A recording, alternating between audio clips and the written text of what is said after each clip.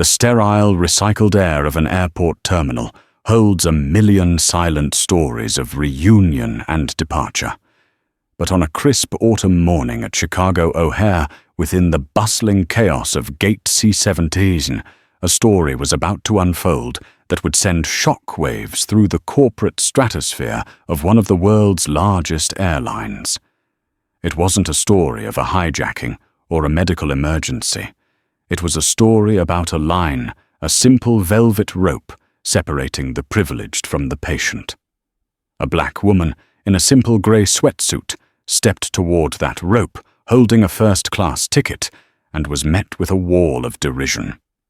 The gate agent saw her clothes, her skin, and made a judgment. They didn't see the steel in her eyes, nor could they possibly comprehend that the woman they were about to publicly humiliate held the power to dismantle their careers, their station, and the very operational integrity of the airline itself. They thought they were enforcing a rule. They were actually starting a war. The fluorescent lights of Terminal 1 at Chicago O'Hare International Airport hummed with a monotonous, soul-draining energy. It was a symphony of orchestrated chaos, the distant rumble of jet engines, the incessant beeping of baggage carts, the cacophony of a dozen different languages blending into a single anxious murmur. For Dr. Evelyn Reed, it was all data. She sat on one of the cold, unforgiving metal benches, her worn copy of Meditations by Marcus Aurelius resting on her knee. Dressed in a simple, high-quality charcoal grey sweatsuit and minimalist white sneakers, she looked less like a corporate titan and more like a weary traveller trying to blend into the background.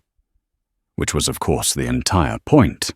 Her gaze, sharp and analytical behind unassuming clear-framed glasses, swept the area. She wasn't just waiting for her flight Aerovista AV788 to London Heathrow, she was working. She observed the way the ground crew moved with a hurried inefficiency, the overflowing trash can near the Hudson News, the stressed, almost frantic energy emanating from the customer service desk. Every detail was a data point, a small thread in the vast, complex tapestry of the airline's ground operations. For the past 6 months, Evelyn, as the newly appointed head of operational integrity and surprise audits for Aerovista Airlines, had been the ghost in their machine, the anonymous passenger whose reports could make or break a station manager's career. Her focus eventually settled on Gate C-17. The London flight was a flagship route, a major revenue generator. The gate should have been a paragon of efficiency and customer service. Instead, it was a pressure cooker. The lead gate agent, a woman whose name tag read Brenda Potrehor, patrolled the area with the self-important air of a feudal lord surveying her meagre fiefdom. She had a severe blonde bob that looked like it could cut glass, and a mouth permanently set in a thin line of disapproval. Her voice, when she used the intercom, was a sharp, nasal bark that sliced through the terminal's hum. Evelyn watched Brenda interact with passengers. An elderly man who asked a simple question about seat assignments was treated with condescending impatience. A young family struggling with a stroller and 2 crying toddlers was offered no assistance, only a withering glare. Brenda seemed to derive a palpable sense of power from her position, a small pedestal from which she could pass judgment on the river of humanity flowing past her. Her primary accomplice was a younger agent, a man named Kyle, who seemed to take all his cues from her, mirroring her sighs and eye rolls with practiced synchronicity. Seated near the priority boarding lane were a couple who embodied a particular brand of modern entitlement. They were in their late 40s, tanned and toned, dripping in designer logos that screamed new money. The man, Chad Hayworth, was loudly complaining into his phone about a totally incompetent subordinate, while his wife, Tiffany, scrolled through her phone with a look of profound boredom, occasionally sighing dramatically.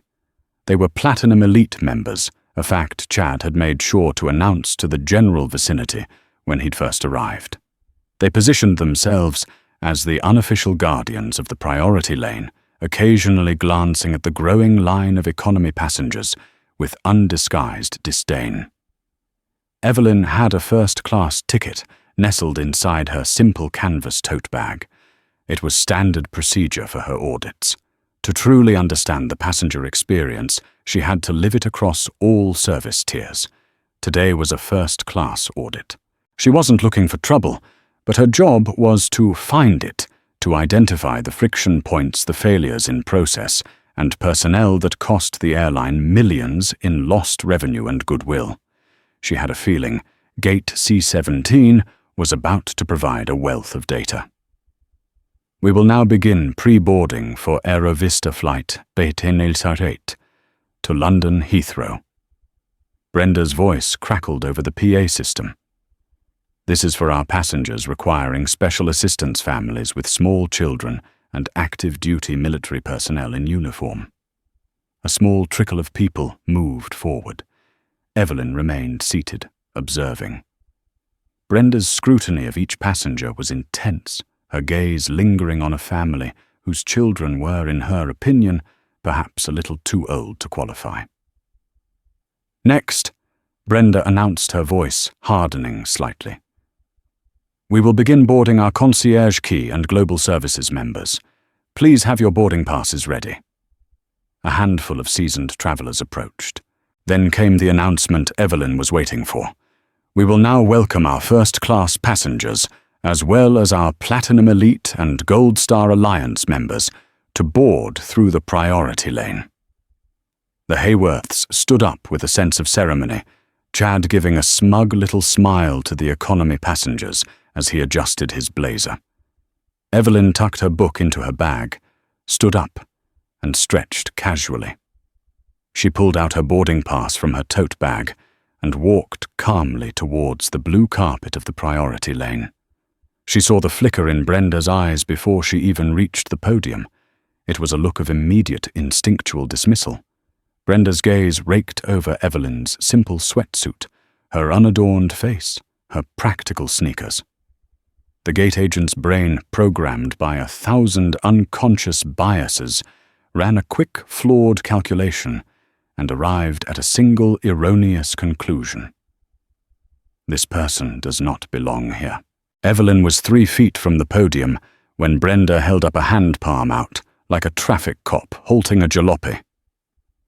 "Excuse me," Brenda said, her voice dripping with false politeness. "The economy boarding hasn't started yet. You'll need to wait for your group to be called." Evelyn paused, maintaining a neutral expression. "I believe my group was just called," she said, her voice calm and even. "First class?" Brenda's smile was thin and sharp. "The priority lane is for our first class and elite status members. The general boarding line is over there." She gestured vaguely with her thumb towards the long, snaking queue of other passengers. Behind her, Chad Hayworth let out an audible scoff. "Some people just don't listen," he said to his wife, loud enough for everyone to hear. Tiffany giggled a sound like tiny, sharp icicles. Evelyn felt a familiar, weary tightening in her chest. It was the feeling she'd encountered countless times in her life, in boardrooms, at academic conferences, and now apparently at an airport gate. It was the feeling of being instantly underestimated, of having to prove she belonged in a space she had more than earned the right to occupy. She held out her boarding pass. "I'm in seat 2A. I am in the correct line." Brenda didn't even glance at the pass. Her eyes remained locked on Evelyn's face, a glint of challenge in them. This was no longer about procedure. It had become a power play. Brenda had an audience, and she was not about to be contradicted by someone she had already mentally categorized and dismissed.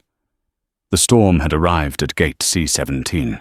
The space around the boarding podium at Gate C-17 seemed to shrink, the ambient noise of the terminal fading into a dull roar as the confrontation crystallized.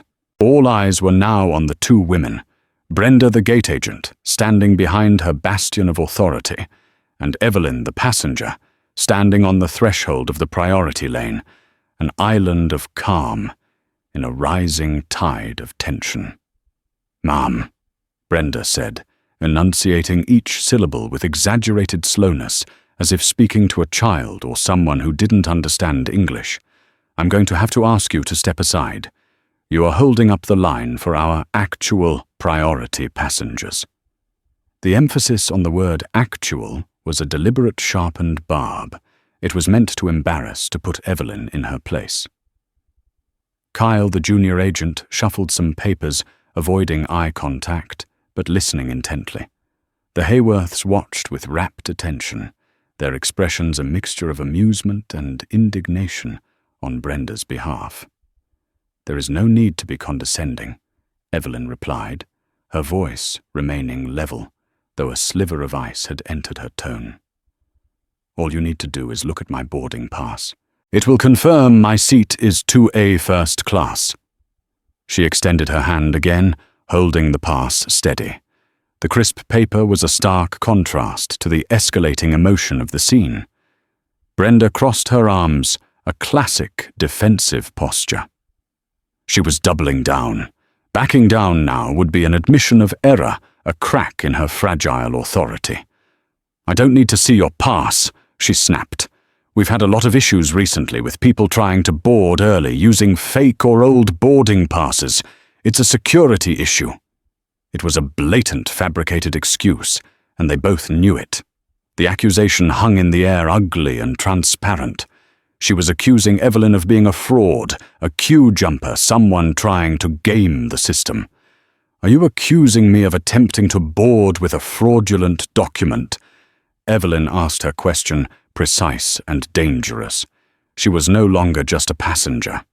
She was an auditor, collecting evidence. She catalogued Brenda's exact words, her body language, the reactions of those around them. The directness of the question seemed to momentarily fluster Brenda. "I'm just saying you need to wait for your group. Now please, step aside." Chad Hayworth, emboldened, stepped forward. "You heard her," he said, puffing out his chest. "Some of us paid a lot of money to not have to wait with the general public. It's about maintaining standards." "Thank you, Mr. Hayworth," Brenda said, flashing him a grateful smile. "It's nice to know some of our passengers appreciate our procedures." The alliance was forged. It was now them, the gatekeeper, and the entitled elite against the outsider. The other passengers in the economy line were watching, some with sympathy for Evelyn, others with annoyance at the delay, but most were silent, unwilling to get involved. Evelyn slowly retracted her hand, the boarding pass still clutched in her fingers. She knew this had reached a critical juncture. She could create a scene, raise her voice, and demand to see a manager. That would be the emotional response. But her training, her entire professional ethos, was built on methodical, evidence-based de-escalation and assessment. She had to see the protocol through to its inevitable disastrous conclusion. "I am not going to step aside," Evelyn stated, her voice quiet, but carrying an undeniable weight of finality. "I am a ticketed first-class passenger, and I am in the correct boarding line. I am asking you as an employee of Aerovista Airlines to scan my boarding pass. If you refuse to do your job, I will require you to call your station manager to this gate immediately." The word refuse was a trigger. It shifted the narrative from a passenger misunderstanding to an employee's dereliction of duty. Brenda's face flushed a blotchy red. She had been challenged directly, her authority questioned in front of a crowd. "Fine," she spat, her voice rising in pitch.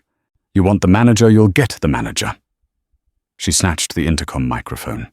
"Javier, we have a situation at C-17. A passenger is refusing to follow instructions and is disrupting the boarding process." Her choice of words was deliberate, painting Evelyn as the aggressor. In her report, Evelyn noted, employee misrepresented the situation, to management preemptively framing the passenger as non-compliant. A few minutes later, a man in a slightly too tight suit bustled towards the gate. He had slicked back hair and a practiced, insincere smile that didn't quite reach his eyes. His name tag identified him as Javier Morales, ORD Station Manager. He arrived and surveyed the scene, his eyes flicking from Brenda's indignant face to Evelyn's calm demeanor, and finally to the impatient Hayworth's. His immediate goal was not to find the truth, but to disperse the crowd and get the flight out on time. On-time departure was the god he worshipped. What seems to be the problem here? Javier asked, directing the question to Brenda, but looking at Evelyn. This passenger, Brenda began, pointing an accusatory finger, is trying to board with the priority group, but refuses to show me a valid boarding pass. She is becoming disruptive and holding up my flight. That is an inaccurate statement, Evelyn said calmly, turning her attention to Javier. I have repeatedly offered my boarding pass to your agent.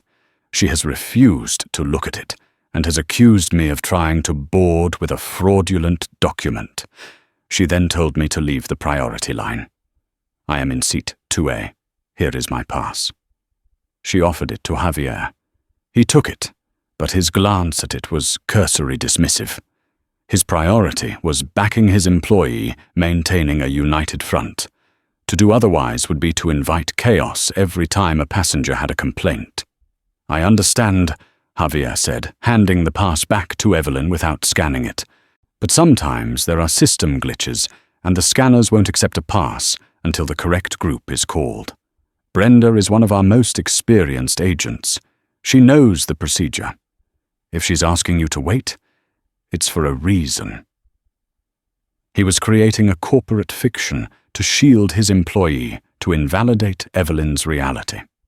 So to be clear, Evelyn said, her eyes boring into his, you are the station manager for Aerovista at O'Hare. I am, he said, with a hint of pride.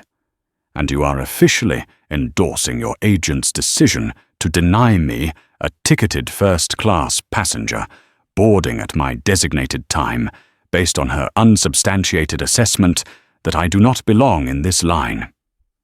The legalistic precision of her language gave Javier a moment's pause. This was not the typical irate customer. I am asking for your cooperation to ensure an on-time departure for everyone, he said, sidestepping the question. Now, if you'll please just step over here, we can sort this out after the priority passengers have boarded. He was trying to manage her, to placate her, while ultimately siding with his staff. He had made his final critical error. He had drawn the line not just on the carpet, but between the airline's stated policies and its actual practices. Evelyn took a slow, deliberate breath. The time for observation was over. The time for action had come. She looked from Brenda's smug face to Javier's dismissive one. She saw the Hayworths smirking behind them. She had given them every opportunity to do the right thing, to simply follow their own rules. They had refused. I see, she said softly. You've chosen to make this the official position of Aerovista's ground operations at this station. I'm afraid you've both just made a catastrophic miscalculation. The air at gate C-17 grew thick with a sudden, palpable silence. Evelyn's final words, delivered without anger, but with a chilling certainty, hung in the space between them. Javier's practiced smile faltered. Brenda's smug expression curdled into one of confusion. A catastrophic miscalculation. Who did this woman think she was? Ma'am, I don't appreciate being threatened, Javier said, attempting to regain control. His voice was sterner now, the veneer of the helpful manager stripped away to reveal the bureaucrat beneath. My agent was following protocol. Now you can either step aside or we can call airport security. It's your choice. This was it. The final escalation. The point of no return. Evelyn didn't answer him immediately. Instead, she reached into her simple canvas tote bag. The Hayworths exchanged a nervous glance. Brenda shifted her weight, a flicker of uncertainty in her eyes for the first time. Javier stood his ground, but his posture was rigid. Evelyn's hand emerged not with a weapon or a phone to record them, but with a sleek, dark, blue leather ID wallet. It was unadorned, professional, and looked profoundly out of place with her casual attire. She flipped it open with a quiet snap. Inside, on one side, was a standard-looking employee ID card with her picture. On the other, laminated and embossed with the official Aerovista corporate seal, was a card with bold, unequivocal lettering. Dr. Evelyn Reed, SVP Head of Operational Integrity and Surprise Audits, Aerovista Airlines, Corporate Oversight Division. She didn't shove it in their faces. She simply held it up steady and centered about a foot from Javier's chest. Javier's eyes scanned the ID. He squinted, leaned in slightly, and then his face went completely slack. The blood drained from it, leaving behind a pasty, greyish pallor. His mouth opened slightly, but no words came out. He looked as if he'd been struck by lightning. Brenda, seeing the look on her manager's face, craned her neck to see. Her eyes found the words, operational integrity and surprise audits. The meaning crashed down on her like a physical blow. Her face, which had been a mask of indignant authority, crumbled into sheer, unadulterated panic. Her hands, which had been crossed defiantly, flew to her mouth. A small, strangled gasp escaped. "Mr. Morales," Evelyn said, her voice now transformed. The quiet passenger was gone. In her place was a senior vice president, and her voice was a precision instrument of corporate power. It was cold, clear, and cut through the terminal noise like a scalpel. "My name is Dr. Evelyn Reed. I am the head of the division that writes the protocols you and your staff so spectacularly fail to follow. This flight, this gate, and this entire station have been the subject of a surprise audit, which I have been conducting personally since I arrived at this airport 3 hours ago." She let the words sink in. The Hayworths, who had been whispering to each other, fell silent, their faces frozen in disbelief.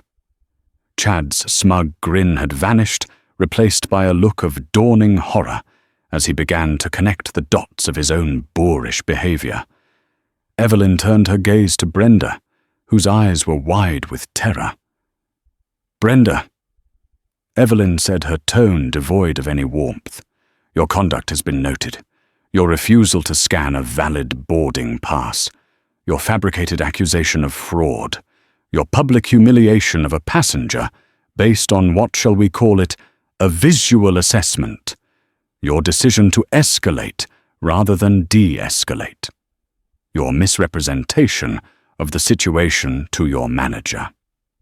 She ticked off each point like a prosecutor listing charges. "You are a profound liability to this airline." Brenda began to stammer. I didn't. I thought." "You thought wrong," Evelyn said, cutting her off cleanly. She then turned her steely gaze back to Javier. "And you, Mr. Morales, you had the opportunity to rectify the situation. You are in a leadership position. You had the power to manage your employee to enforce our airline's stated values of customer service and respect. Instead, you chose to endorse her behavior. You dismissed a valid customer complaint without investigation. You prioritized a dysfunctional status quo over procedure.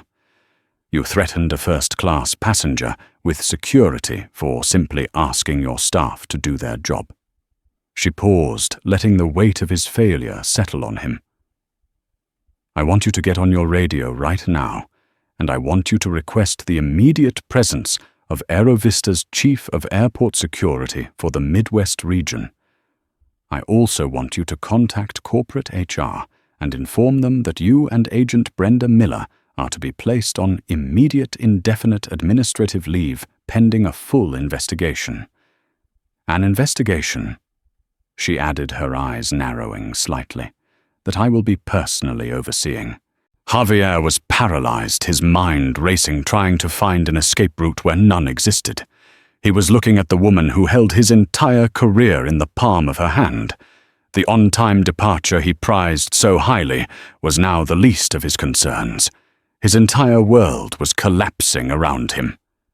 "Do it now, Mr. Morales," Evelyn commanded. Her voice didn't need to be raised. It was laced with an authority that was absolute.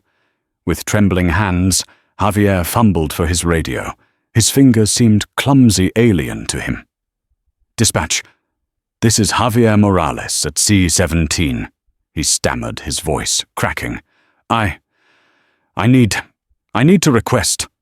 The spell was broken. The other passengers, who had been watching in stunned silence, began murmuring. The story was already spreading down the line. The woman in the sweatsuit wasn't just a passenger, she was the boss. The big boss. And the gate agents who had bullied her were now facing a reckoning of epic proportions. The power dynamic at gate C-17 had not just shifted, it had been inverted with the force of a tectonic plate. As Javier stammered into his radio, the scene at gate C-17 transformed from a tense standoff into the frantic aftermath of a detonated bomb. The carefully constructed reality of the gate agents had been shattered, and they were now scrambling amidst the debris of their careers. Kyle, the junior agent, who had been a silent accomplice, looked as if he'd seen a ghost. He began busying himself with the computer, pretending to be engrossed in the flight manifest, desperately trying to become invisible. Brenda was visibly shaking, tears welling in her eyes. The mask of authority had been replaced by one of raw fear.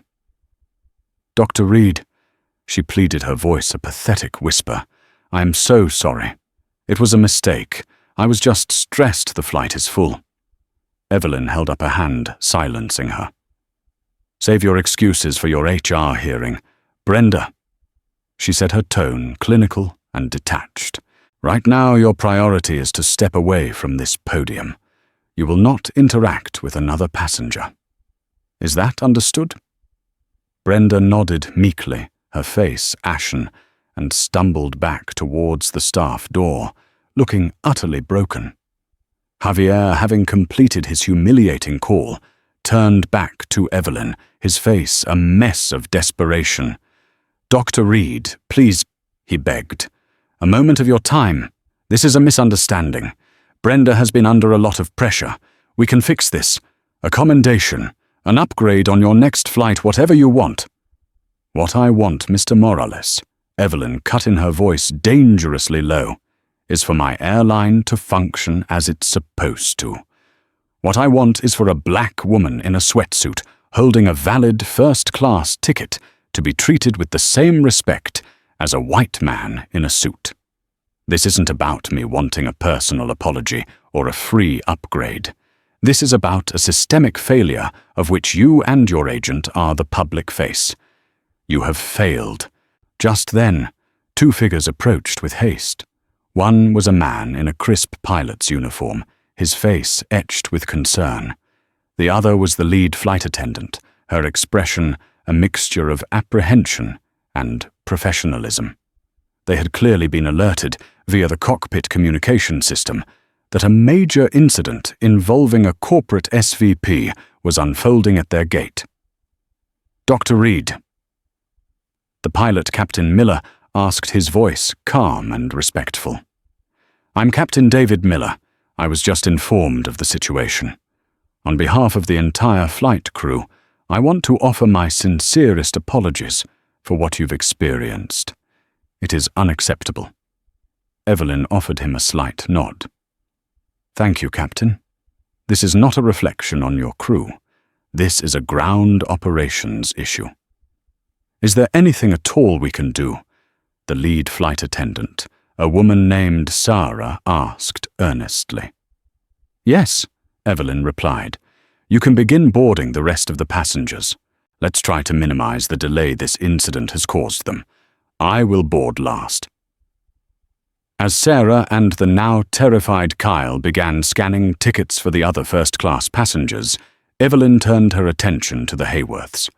Chad and Tiffany had been trying to discreetly merge with the boarding crowd, hoping to escape notice. "Mr. and Mrs. Hayworth, a moment," Evelyn called out. They froze, turning around with forced, sickly smiles. "Yes?" Chad asked, his voice strained. "I couldn't help but overhear your comments earlier," Evelyn said, her gaze unwavering. "Your vocal support for the agent's discriminatory actions, and your rather classist remarks about maintaining standards. Your Platinum Elite status comes with a code of conduct, a mutual agreement of respect for fellow passengers and airline staff. You have violated that code." Chad's face paled. "Now, hold on, I'm not interested in your explanation," Evelyn interrupted. "I am, however, very interested in the corporate account through which your status is issued. I believe it's with the financial firm Sterling Thorne Aero Vista has a multi-million-dollar corporate travel partnership with them. I'm sure their ethics department will be fascinated to hear that one of their senior partners publicly endorsed discriminatory behavior while traveling on company business. I will be lodging a formal complaint with both Aero Vista's corporate liaison and directly with Sterling Thorne's head of human resources." Tiffany gasped, placing a hand over her mouth. Chad looked like he was going to be physically ill. In a few sentences, Evelyn had targeted the very source of their privilege and entitlement.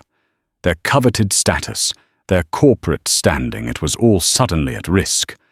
And of course, Evelyn added, as a final blow, "Your tickets for this flight are being cancelled. You will not be flying to London today. Our security team, who are on their way, will escort you from the gate. You can rebook your travel through the main customer service line." With that, she dismissed them. She turned her back on their stunned, horrified faces and addressed Captain Miller.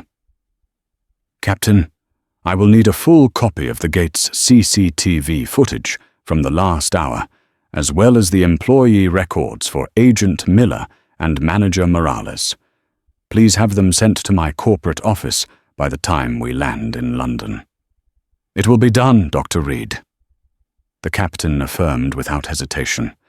Two uniformed airport security officers arrived looking serious and professional. Evelyn gave them a brief, concise summary and pointed out Javier Brenda, who was hovering by the staff door, and the Hayworths. The transfer of authority was seamless.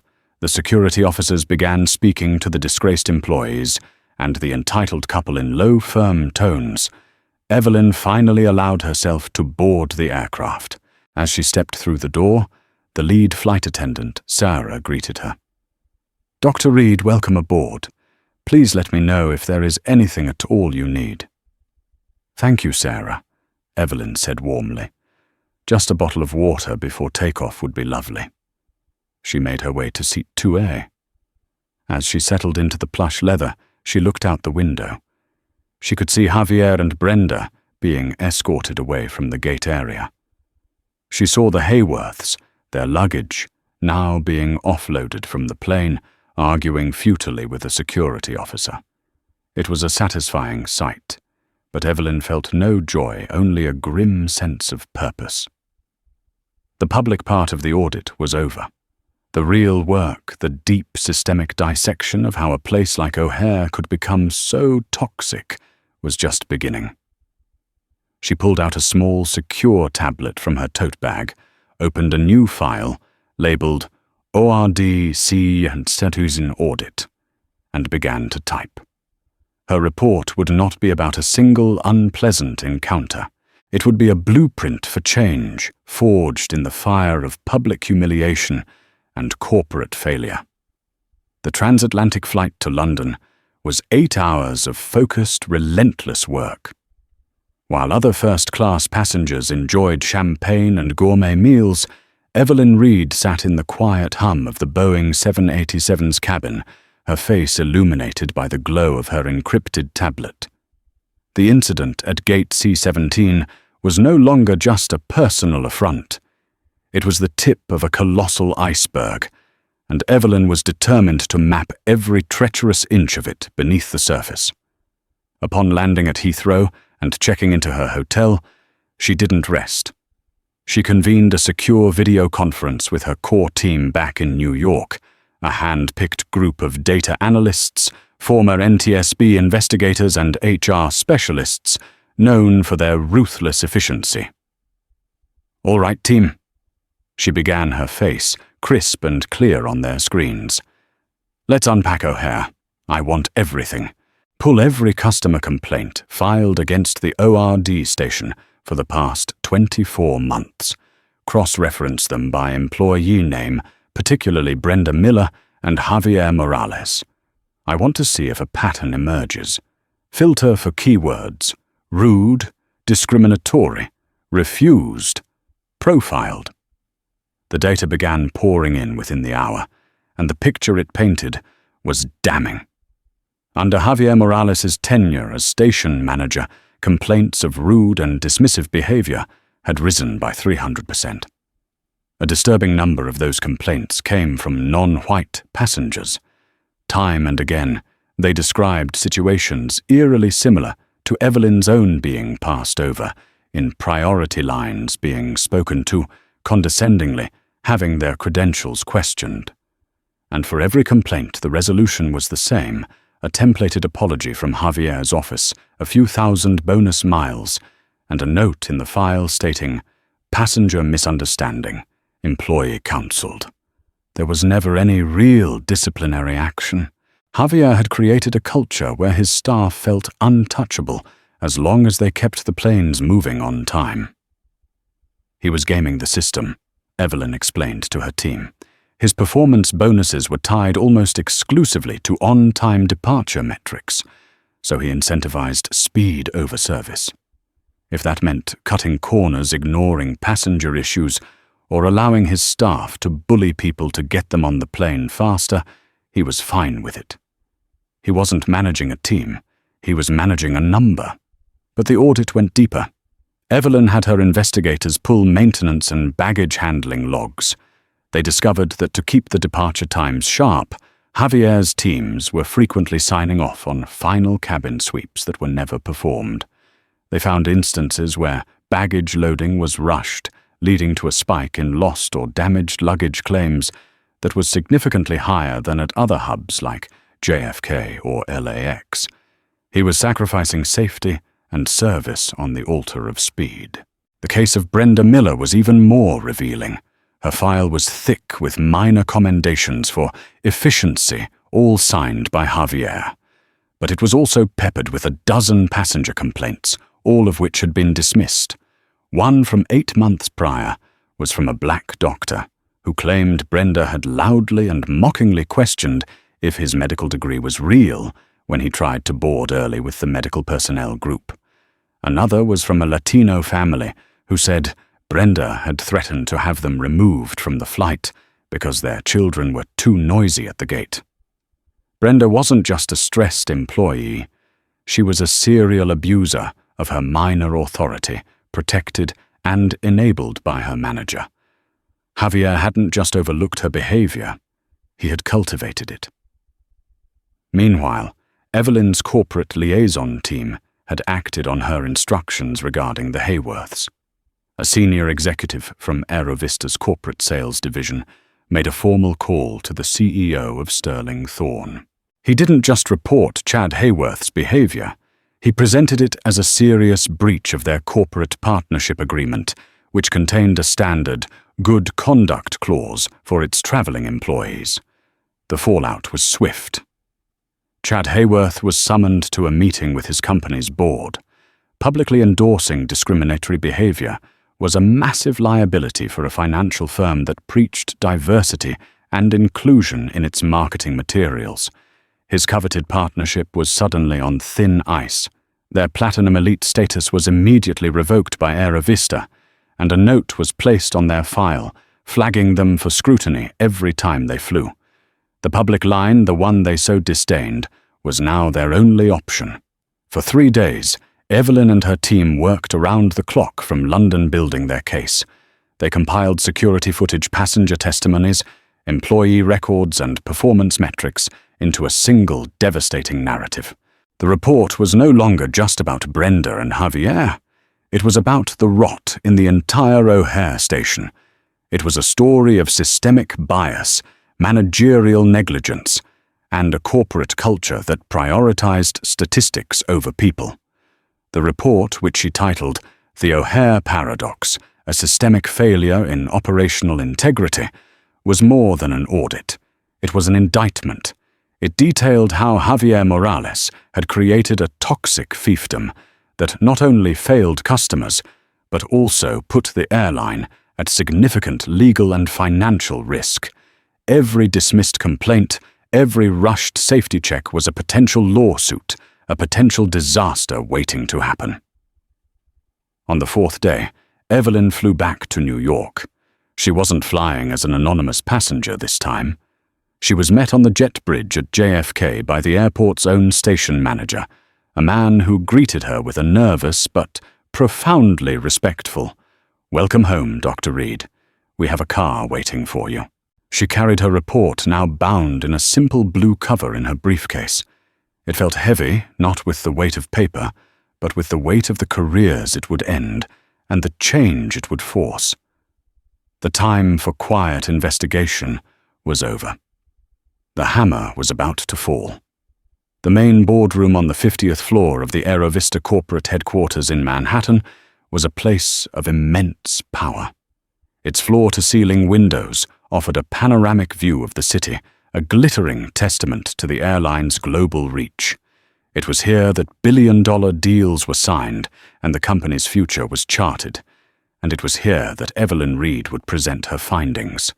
Seated around the massive mahogany table were the most powerful people in the company: Robert Chen, the sharp, pragmatic CEO. The entire executive committee, including the heads of legal, HR, and North American operations, and 2 senior members of the board of directors who happened to be in town. The mood was somber.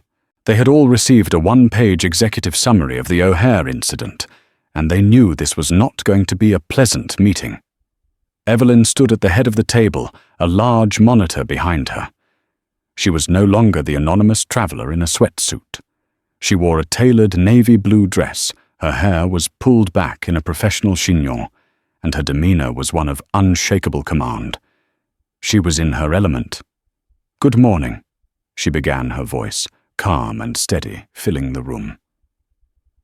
"We're here to discuss a significant operational and cultural failure at our Chicago O'Hare hub. What began as a standard surprise audit at Gate C-17 uncovered a systemic rot that poses a material threat to the reputation and financial stability of Aerovista Airlines." She didn't start with the video of her own confrontation. That would come later. She started with the data.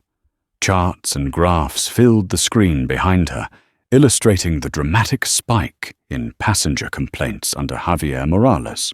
She highlighted the racial disparities in those complaints, showing with cold, hard numbers that passengers of color were 3 times more likely to report negative interactions with ground staff at O'Hare than at any other Aerovista hub. "This is not a case of a few bad apples," Evelyn stated, her eyes sweeping across the faces at the table. "This is a case of a poisoned orchard. Manager Javier Morales fostered an environment where discriminatory behavior was tolerated and even rewarded in the name of on-time departures. He consistently dismissed and buried legitimate complaints to protect his own performance metrics." She played audio from a past complaint, a recorded call from the doctor whose credentials Brenda had mocked. The man's voice was filled with a mixture of anger and humiliation. The room was silent as they listened.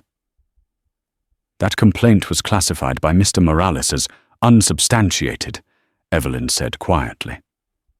No action was taken.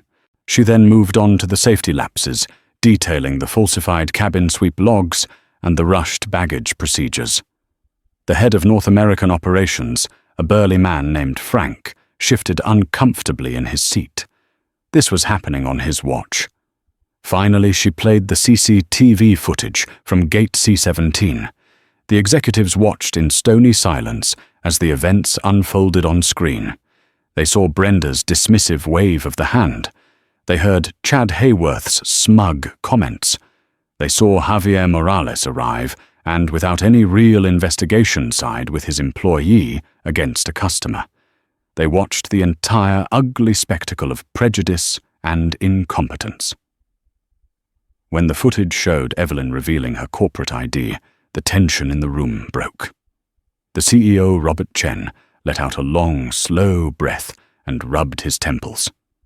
"This is indefensible," he said, his voice tight with fury.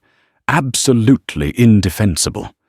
"I agree," Evelyn said, "and it requires a decisive and comprehensive response. This cannot be solved with a memo and a new sensitivity training module." She then laid out her recommendations. They were not suggestions. They were demands. 1. The immediate termination of Station Manager Javier Morales for gross negligence, dereliction of duty, and fostering a discriminatory work environment. His severance will be forfeited, and a note will be placed in his permanent record that will follow him throughout the aviation industry. 2. The immediate termination of Gate Agent Brenda Miller for repeated violations of the company's code of conduct and customer service policies. 3. The junior agent Kyle will be placed on 6 months probation and reassigned to baggage handling. He will also be required to complete an intensive one-on-one coaching program on ethical conduct and bystander intervention. He stood by and did nothing, in this company that is no longer acceptable. Therefore, the entire O'Hare ground staff, from the skycaps to the gate agents, will be retrained from the ground up. This will be part of a new system-wide initiative. I've already drafted the proposal. We're calling it the Reed Initiative, a Mandate for Service and Equity. It will involve rigorous scenario-based training on de-escalation and implicit bias. Every employee's certification will be tied to its successful completion. And 5, she said, her eyes meeting the CEO's, we issue a public statement. We don't hide from this. We own it. We acknowledge the failure at O'Hare. We outline the steps we're taking to fix it, and we reaffirm our commitment to treating every single passenger with dignity. It will cause a short-term hit to our stock, but it will be a long-term investment in our brand's integrity. For a moment, the room was silent. Evelyn's plan was aggressive, expensive, and radical. Frank, the head of operations, started to speak. Evelyn, a full retraining of O'Hare will be a logistical nightmare. It could cause delays for weeks. More delays than a multi-million-dollar class action lawsuit for discriminatory practices, Evelyn countered instantly. More of a hit to our stock than a viral video of one of our agents berating a passenger. We are one incident away from a PR catastrophe that could cost us 100 times more than this training initiative. The choice is yours, Frank. Robert Chen slammed his hand flat on the table, making everyone jump. "She's right," he declared. "She is absolutely right. We were complacent. This report is a wake-up call and we will answer it. Evelyn, your recommendations are not recommendations. They are now company policy. All of them. Effective immediately." He looked around the table, his gaze daring anyone to challenge him. No one did. "Get HR on the line," Chen commanded his assistant. "I want to personally deliver the news to Mr. Morales and Ms. Miller. And get our PR team in here. We're drafting a statement. The one Dr. Reed outlined." The hammer had fallen. It had come down with the full force of the corporation, swift and unsparing. The gears of change at Aerovista Airlines were beginning to turn, grinding up the old toxic culture to make way for something new. It was a painful, expensive process, But as Evelyn Reed watched the most powerful men and women in her company scramble to implement her plan, she knew it was the only way forward. 6 months after the Boardroom confrontation, the ripple effects of the O'Hare incident were still reshaping Aerovista Airlines.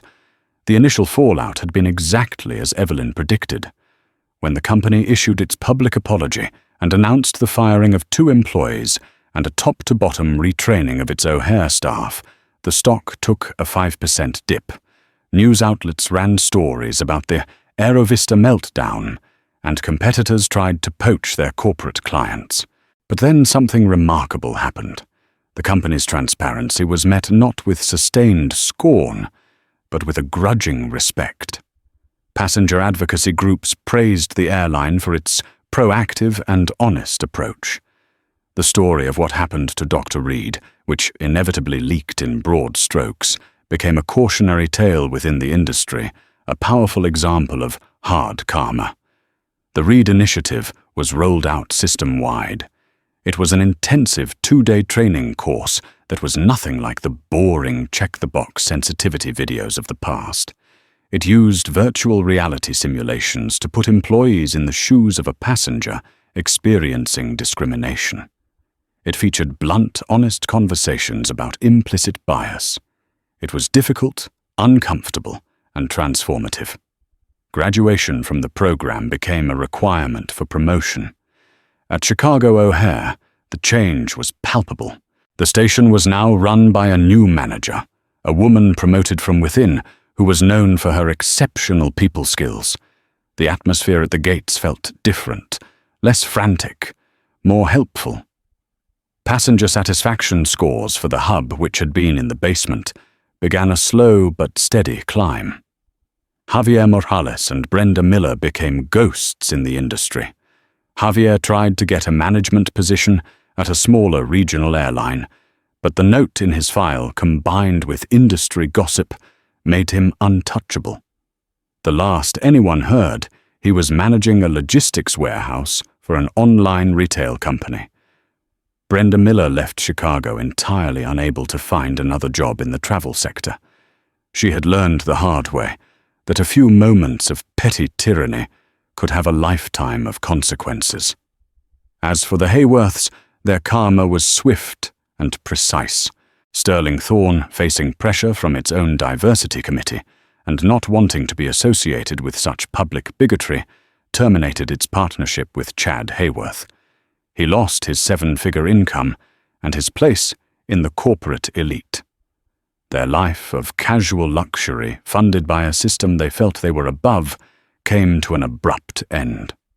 One crisp spring afternoon, Evelyn Reed was walking through Terminal 5 at JFK on her way to a flight to Singapore. She was conducting another audit, but today she was in a business suit, her identity known to the station staff. As she approached her gate, she saw a young black woman in a crisp, new Aerovista customer service uniform, confidently handling a complex ticketing issue for a non-English-speaking family.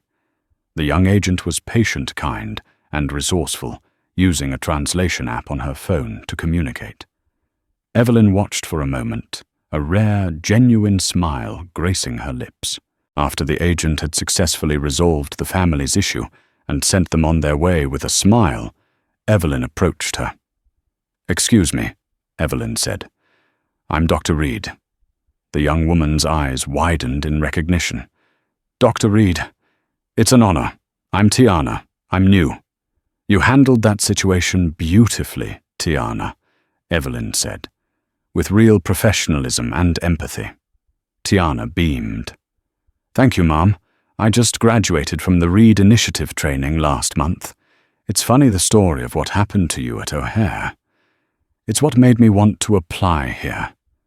It made me believe this was a company that was actually serious about changing." In that moment, Evelyn saw the full impact of her actions. It wasn't just about punishing the guilty. It was about creating an environment where a new generation of employees like Tiana could thrive.